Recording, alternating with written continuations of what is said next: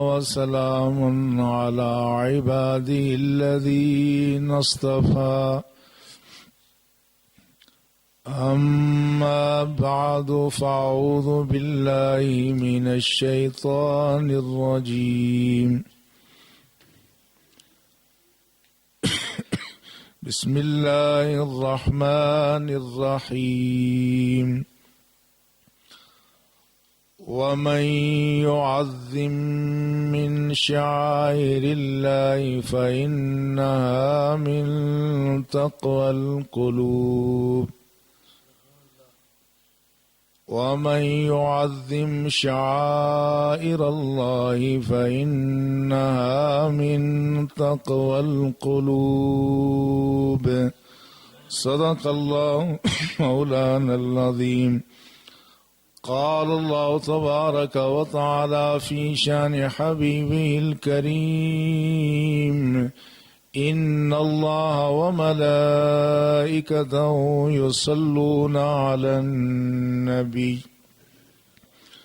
يا أيها الذين آمنوا صلوا عليه وسلموا تسليما اللهم صل على سيدنا ومولانا محمد وعلى آله وأصحابه أجمعين.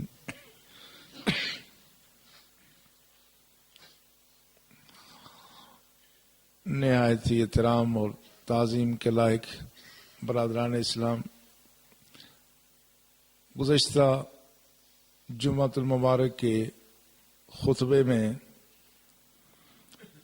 میں نے اس امر کی وضاحت کرنے کی کوشش کی تھی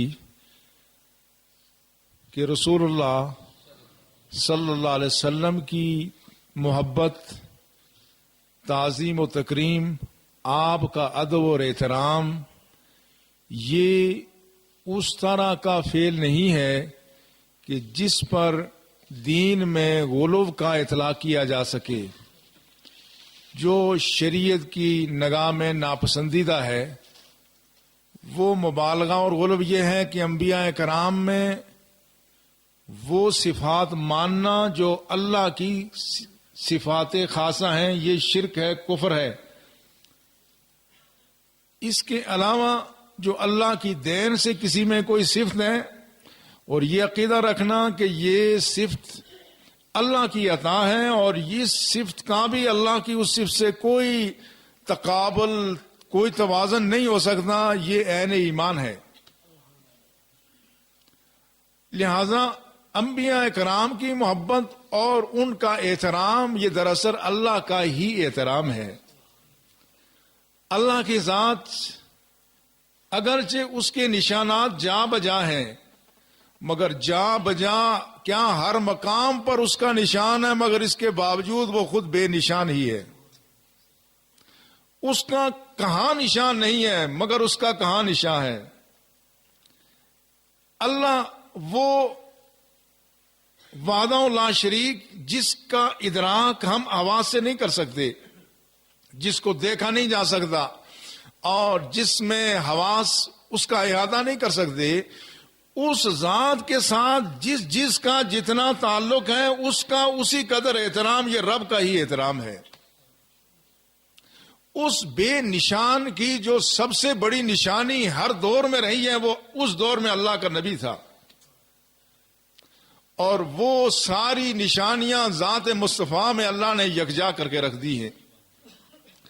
ہر دور کا نبی اپنے دور میں اللہ کی سب سے بڑی نشانی ہے، وہ جس راہ پہ چل گیا وہ راہ بھی نشانی بن گیا۔ اس نے جس مقام پر سکونت اختیار کر دی وہ مقام شرف والا ہو گیا۔ اس نے جس شخص پر نگاہ کرم ڈال دی وہ شخص اللہ کے نزدیک برگزیدہ اور پسندیدہ ہو گیا۔ اس لیے اللہ کی ذات کے بعد جو کائنات میں سب سے زیادہ احترام کے لائق ذات ہیں وہ ہر دور کے نبی ہیں، اور ہر دور کے نبی جب باقی انبیاء تشریف لے گئے، رسول اللہ پر نبوت کا سلسلہ ختم ہو گیا، تو ان سارے انبیاء کا بھی احترام لازم ہے جس طرح رسول اللہ کا احترام لازم ہے۔ 1,24,000 انبیاء کرام میں سے کسی ایک کی بھی بے حرمتی سے آدمی دارا اسلام سے خارج ہو جاتا ہے. پھر ان انبیاء کے ذریعے باقی جو چیزیں جن کی نسبت اللہ کے ساتھ قائم ہو گئی ان سب کا درجہ بدرجہ احترام، مقام اور مرتبہ ہے. اور ان سب کا احترام بھی دراصل رب کا ہی احترام ہے، اور ان کی بے حرمتی دراصل رب کی بے حرمتی ہے. نبی کی بے حرمتی رب کی بے حرمتی کے مترادف ہے، اور نبی سے جن چیزوں کا تعلق ہے ان کی بے حرمتی نبی کی بے حرمتی کے مترادف ہے. اس لیے ہمارے فقہاء نے لکھا کہ اگر کوئی شخص رسول اللہ صلی اللہ علیہ وسلم کی نال، جوتا مبارک جو آپ پہنتے تھے، اس کے بارے میں کوئی ہلکا کلمہ کہے، ایسا کلمہ جس سے ان کے جوتے کی بھی حرمتی بھی ہوتی ہو، پھر بھی آدمی دارا اسلام سے خارج ہو جاتا. اس لیے ان سب کا یہ ایک چین ہے، نیچے سے اوپر تک جاتی ہے. آپ خود ہی اندازہ فرمائیں، یہ سرزمین مسجد کی یہ عام سرزمین تھی، اس کو ہم نے بندوں نے بنایا، فرشتوں نے نہیں بنایا. اینٹ گاڑے پتھر سے بنی ہیں مسجدیں. یہ وہی مٹیریل ہے جو اس میں لگا ہوا ہے، اور یہی مٹیریل ہے جو سامنے بلڈنگوں میں لگا ہوا ہے، بلکہ وہ مٹیریل اس سے کوالٹی کے اعتبار سے اب اچھا ہوگا. لیکن کیا ان مقامات میں اور ان میں کوئی فرق ہے یا نہیں ہے؟ کون سا فرق ہے؟ کیا اس لیے کہ یہ کوالٹی اس کی زیادہ اچھی ہے، اس لیے کہ اس میں آئرن فریم ورک اچھا ہے، اس لیے کہ اس کی فاؤنڈیشن زیادہ مضبوط ہے؟ نہیں، فاؤنڈیشن ان کی مضبوط ہے، مگر مقام اور مرتبہ اس کا زیادہ ہے، چونکہ یہ بیت اللہ اللہ کا گھر ہو گیا ہے. اس گھر کی بے حرمتی اگر کوئی آدمی کرے، دارا اسلام سے خارج ہو جائے گا. کیوں؟ اس لیے یہ اللہ کا گھر اس معنی میں نہیں کہ اللہ یہاں کیا فرما ہے، اللہ ہر مقام پر ہے، لیکن اس گھر کی نسبت رب کے ساتھ ہو گئی ہے. اب اس کا احترام لازمی اور ضروری ہو گیا ہے، اور اس حد تک احترام ہے کہ خدا نہ خواستہ کل کسی وقت یہاں سے آبادی منتقل ہو جائے کسی بھی مسجد میں، اب مسجد میں نماز کی ضرورت نہ رہے، دوسری مسجد بن جائے، تو پھر بھی جہاں ایک مرتبہ نشانی لگ کر کے اللہ کا گھر بن گیا، یہ قیامت تک جہاں کوئی دوسری چیز تعمیر نہیں ہو سکتی. اللہ کے گھر کا زمین وہی تھی، مکان وہی تھا، مگر اس کا تعلق نسبت اللہ کی ذات کے ساتھ ہو گیا. اسی طرح سے عام اخباری کاغذ پر بھی اگر اللہ کا کلام لکھ دیا جائے تو اب اس کی کاغذ کی قیمت اس کی ذات کے اعتبار سے نہیں ہوگی، اس کی نسبت کے اعتبار سے ہوگی. اب اس کاغذ کے ٹکڑے کی بے حرمتی کرنا ایسے ہی ہے جس طرح کسی نے براہ راست رب کی بے حرمتی کر لی ہے. اس قرآن کے ٹکڑے کی عزت ویسے ہی ہے جس طرح رب کی عزت ہے، چونکہ یہ رب کا کلام ہے. اور اگر وہ بوسیدہ بھی ہو جائے تو اس کو عام کاغذوں کی طرح سے جلایا نہیں جا سکتا. وہ بوسیدہ ہو جائے اس کو کچرے میں نہیں پھینکا جا سکتا. وہ بوسیدہ ہو جائے اس کی بے حرمتی نہیں کی جا سکتی، چونکہ رب کا کلام ہے. اس سے الفاظ مٹ بھی جائیں تو پھر بھی جس پر ایک مرتبہ اللہ کا کلام لکھ لیا گیا اس کی حرمت قیامت تک باقی رہے گی. اس سے یہ معلوم ہوا کہ حرمت کا تعلق، تقدس کا تعلق رب کی ذات کے ساتھ ہے، اور یہ مرحلہ وار ہے، یہاں نیچے سے اوپر تک تعلق جاتا ہے. اللہ کی ذات کے ساتھ جس کی جتنی نسبت اور تعلق ہے اسی قدر اس کا احترام لازمی اور ضروری ہے. اگر اس احترام سے ہم اعتراض کریں گے اور ہم ساتھ توحید کے دعوے دار بھی ہوں تو خدا کے ہاں ایسی توحید قابل قبول نہیں ہے. یہی بات قرآن بھی کہتا ہے، یہی صحابہ کی سنت سے بھی ثابت ہے. اب ذرا قرآن پاک جب اس بات کا ذکر کرتا ہے فَالَّذِينَ آمَنُوا بِهِ وَعَزَّرُوهُ وَنَصَرُوهُ وَاتَّبَعُوا النُّورَ الَّذِي أُنزِلَ مَعَهُ أُولَٰئِكَ هُمُ الْمُفْلِحُونَ. کامیاب کون لوگ ہیں؟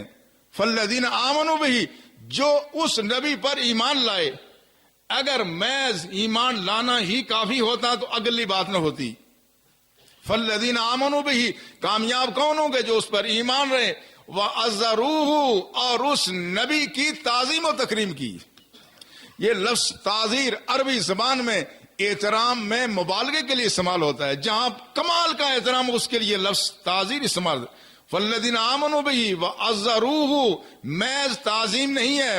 وَنَصَرُوهُ، جہاں دین کو اور رسول اللہ کو اہل ایمان کی جان مال کی ضرورت پڑے تو ان کی مدد کرنا بھی ضروری اور لازمی ہے.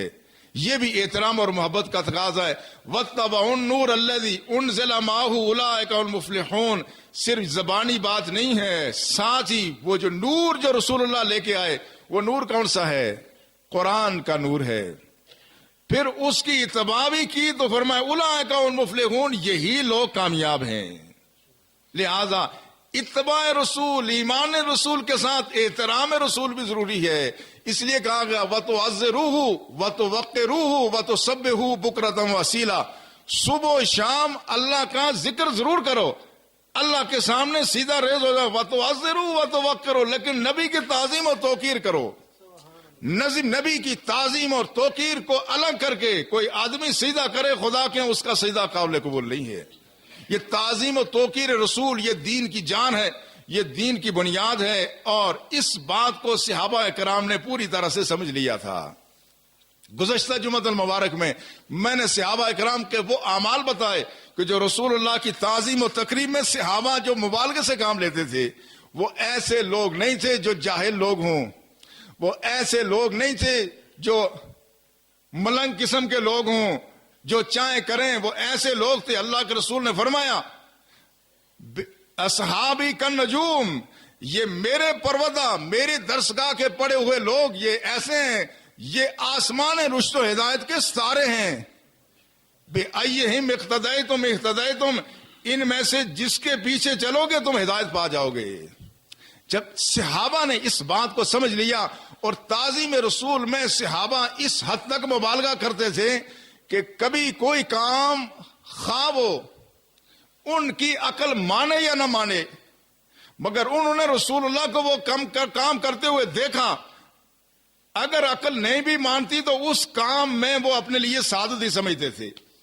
عمر فاروق جیسا آدمی، بے لاگ انسان، جو بات پہ تلوار نکال لیتا تھا، بات پہ بگڑ جاتا تھا، ایک دفعہ حجر اسود کے سامنے آ کے وہاں بگڑ گئے. حجر اسود کو مخاطب کر کے کہتے ہیں انکا حجر، تو پتھر ہے، لا تضر ولا تنفع، نہ تو نفع دے سکتا ہے نہ نقصان دے سکتا ہے. ولولا انی رأیت رسول اللہ صلی اللہ علیہ وسلم یقبلک ما قبلتک ثم قبلا. کہا کہ اگر عمر کی آنکھ نے اللہ کے رسول کے لبوں کو یہاں لگتے ہوئے نہ دیکھا ہوتا تو میں تمہیں کبھی نہ چومتا، لیکن چونکہ اللہ کے رسول نے تجھے چوما تو میں بھی تمہیں چومتا ہوں. کیا مطلب تھا؟ مقصد یہ تھا کہ اگر کوئی چیز سمجھ میں آتی ہے یا نہیں آتی ہے تو یہ پتھر. حضرت علی نے تو اس سے اختلاف کیا، کہا نہیں عمر یہ فائدہ بھی دیتا ہے، اور جو اس کو چومیں گے وہ یہ قیامت کے ان کے لیے گواہی بھی دے گا. لیکن عمر کا اپنا ذوق تھا، کہا کبھی نہ چومتا، لیکن میں نے دیکھا کہ اللہ کے رسول چوم رہے تھے لہٰذا میں نے اس کو چوم لیا. یہ احترام رسول تھا کہ رسول اللہ صلی اللہ علیہ وسلم کی کوئی سنت کوئی عمل انہوں نے دیکھا، اس کو اختیار کیا، خواہ بات سمجھ میں آئے یا نہ آئے. حضرت ابن عمر کے بیٹے بڑے عالم جید فقہاء میں سے ہیں. یہ ایک دفعہ ایک مقام پر اپنے اونٹ کو گھما رہے تھے، ادھر سے ادھر گھما رہے ہیں، ادھر سے ادھر گھما رہے ہیں. صحابہ نے پوچھا کیا کر رہے ہو؟ کہا یہ اونٹ کو گھما رہے ہوں. تو فرمایا یہ اونٹ کو کیوں گھما رہے ہو؟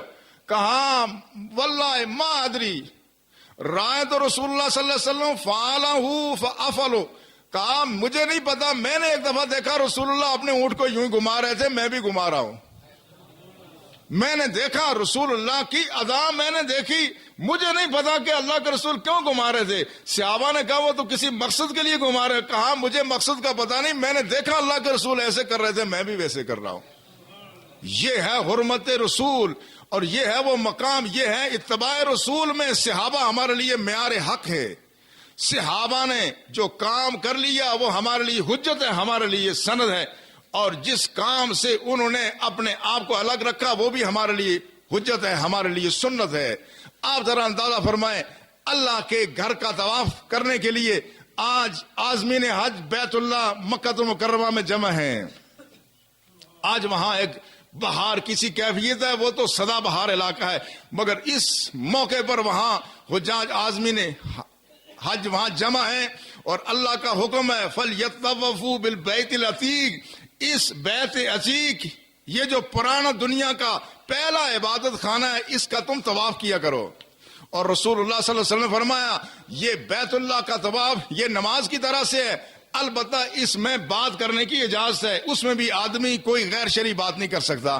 بیت اللہ کا طواف اس سرزمین میں جانے کے بعد سب سے مقدس عمل ہے، اس سے بڑا عمل وہاں بیت اللہ کے طواف کے علاوہ نہیں ہے، لہذا جو لوگ وہاں جائیں ان کو چاہیے کہ وہ قرآن پاک کی تلاوت بھی بہت ہی برکت کا عمل ہے، مگر وہاں وہ کام کیا جائے کہ جو یہاں نہیں ہو سکتا۔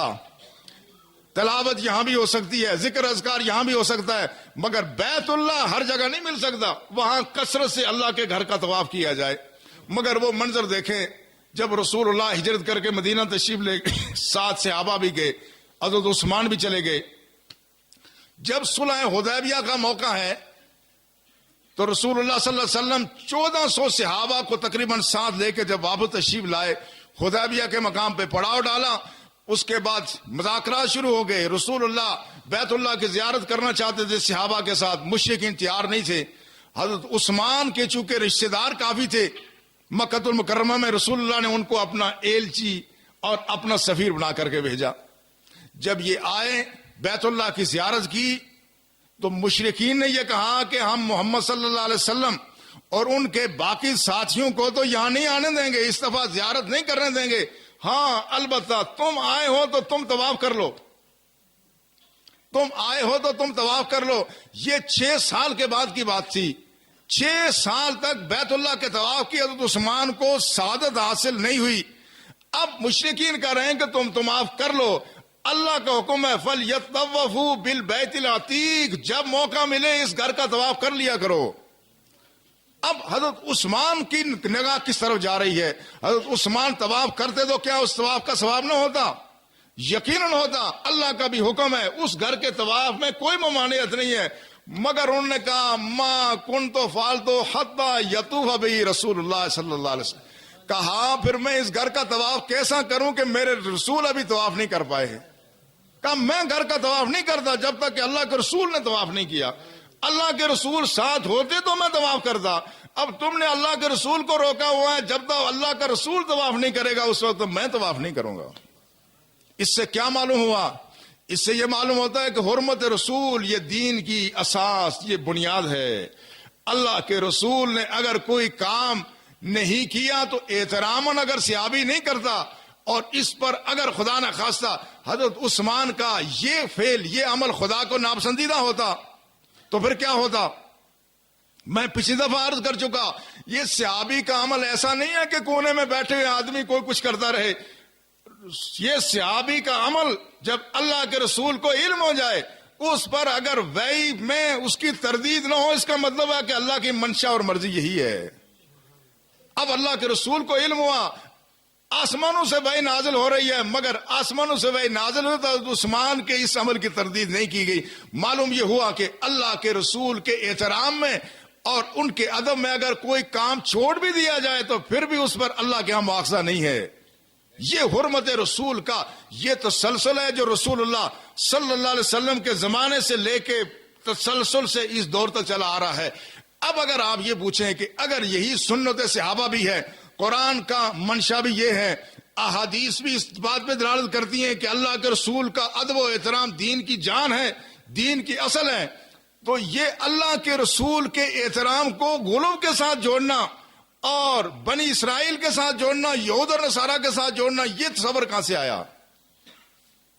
اس پر توجہ کی ضرورت ہے۔ اگر قرآن بھی تعظیم و توقیر رسول کا حکم دیتا ہے، صحابہ بھی تعظیم رسول میں مبالغہ کرتے ہیں، اور یہ تسلسل سے عمل چلا آ رہا ہے، تو یہ تصور کہاں سے آیا؟ یہ تصور انہی سے آیا جو ملالہ کو اٹھا کے برطانیہ لے گئے۔ یہ تصور کس نے دیا؟ یہ انہی نے تصور دیا، لیکن وہ کام ایسا کرتے ہیں، ایسی واردات کرتے ہیں کہ بات سمجھ میں نہیں آتی۔ آپ ذرا اس پہ توجہ دیں، افغانستان میں، فلسطین میں، عراق میں کیا لاکھوں بچیاں اور بچے وہ تڑپ تڑپ کے خاک میں نہیں مرے ہیں؟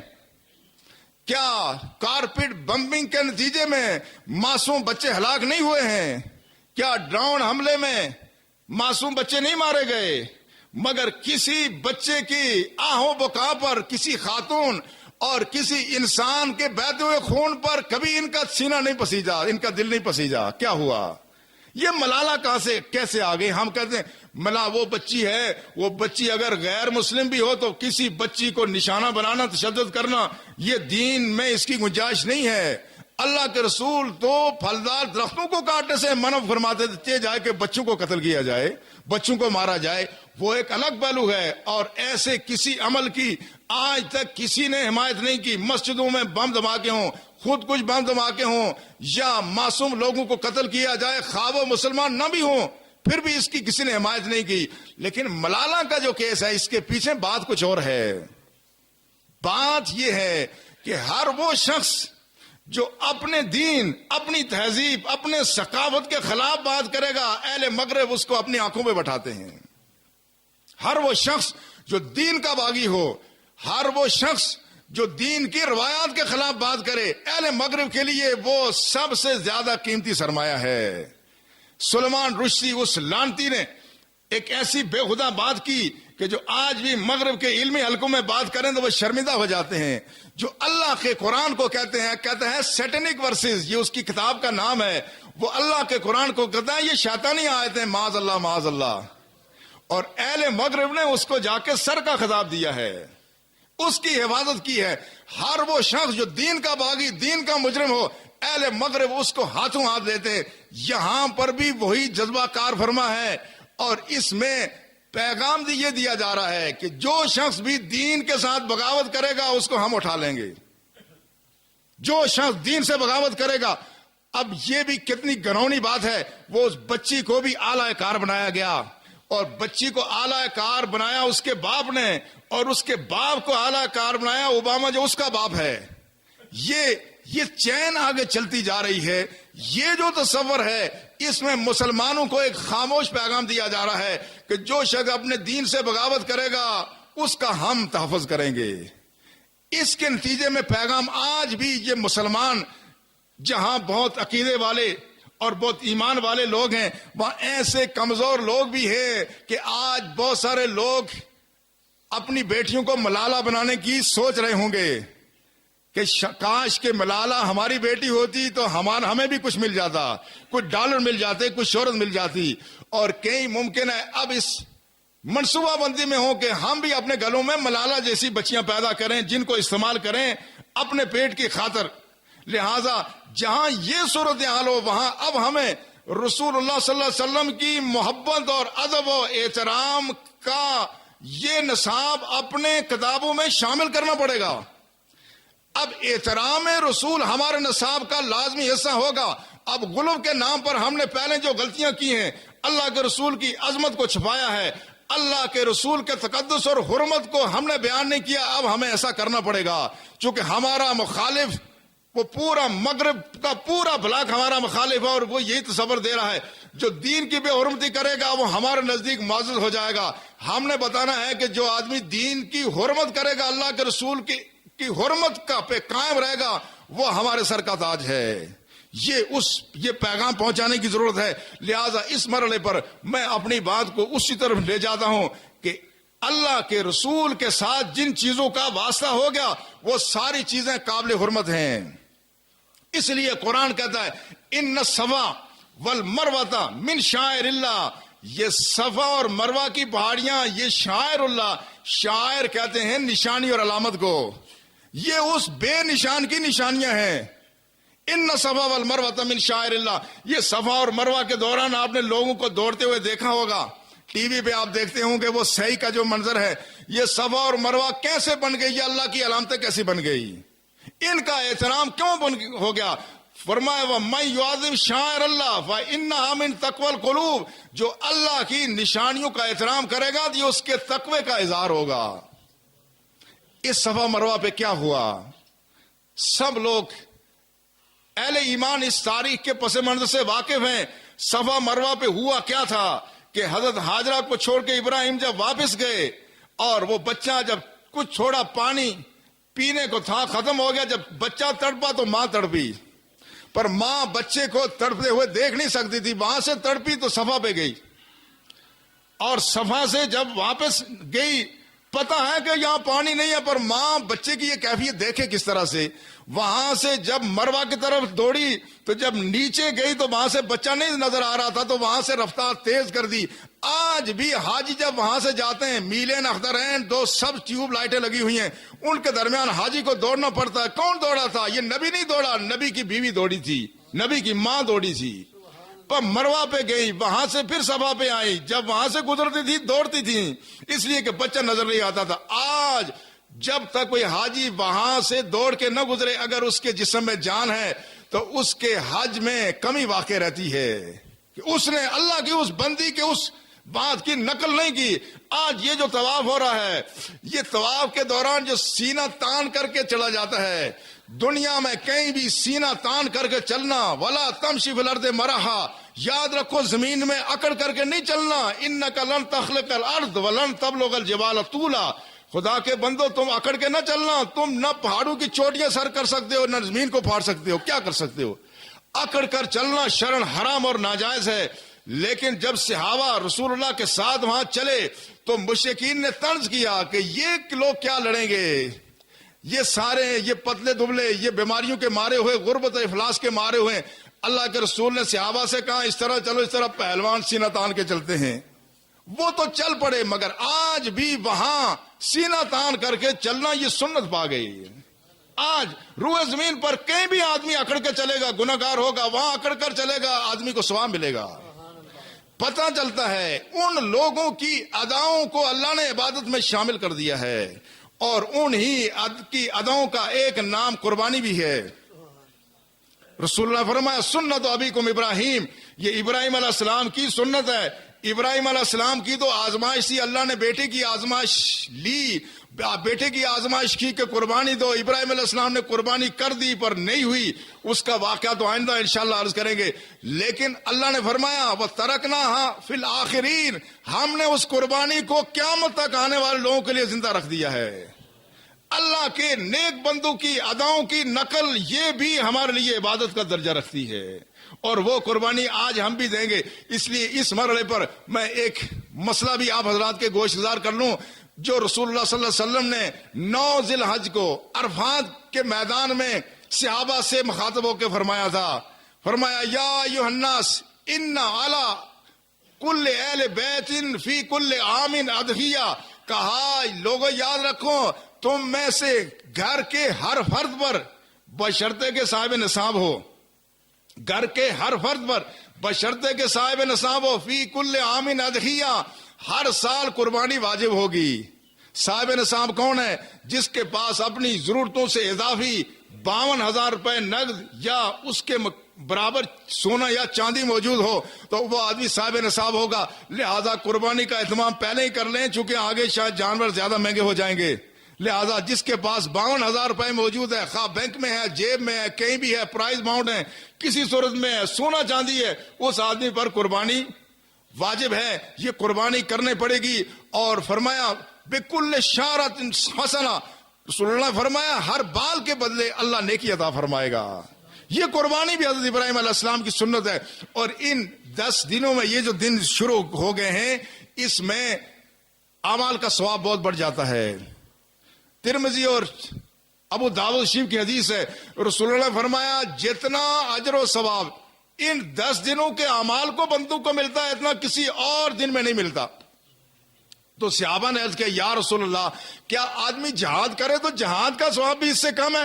فرمایا ہاں، الا ان رجلا خرج فی سبیل اللہ ولم یرجع بشیء من ذلک، خرج فی سبیل اللہ بنفسہ و مالی ولم یرجع من ذلک بشیء، ہاں کوئی آدمی گھر سے اپنا سارا مال بھی لے کے نکل جائے اور سارا مال بھی راہ خدا میں لوٹا دے اور جان بھی دے دے تو اس کا اجر و ثواب زیادہ ہے، ورنہ باقی سب لوگوں کے اعمال سے ان 10 دنوں کے اعمال کا ثواب زیادہ ہے۔ لہذا اس میں اعمال کی کثرت، نیک اعمال کی کثرت ہونی چاہیے، روزوں کی کثرت ہونی چاہیے، اور اگر آدمی پہلے نہ بھی رکھ سکے تو عرفے والا دن وہ آئندہ غالباً یہ جمعے کا دن ہوگا، جمعے کے دن کا روزہ، اور اس ایک دن کے روزے کے لیے رسول اللہ صلی اللہ علیہ وسلم فرمایا جو آدمی اس دن کا روزہ رکھے گا 2 سال کے روزوں کے برابر ثواب ملے گا۔ لہذا اللہ ہمیں توفیق عطا فرمائے کہ ہم ان دنوں سے جو بڑے مقدس ایام ہیں اس میں اللہ ہمیں قربانی کی توفیق عطا فرمائے، نیک اعمال کی توفیق عطا فرمائے، اور اپنے رسول کی حرمت اور ہر وہ چیز جس کا اللہ کی ذات کے ساتھ تعلق ہے اس کی حرمت اور اس کے ادب کی توفیق عطا فرمائے۔ وما علینا الا البلاغ المبین۔ سنت